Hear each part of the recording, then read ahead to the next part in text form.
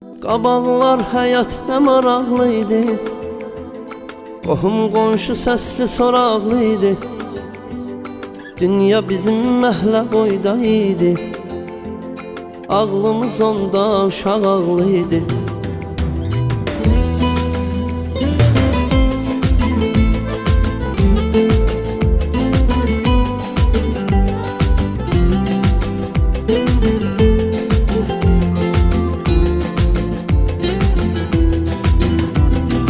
Hani o ağırlıq, hani o sambal, görəndəki gəlir bir ağsaqqal.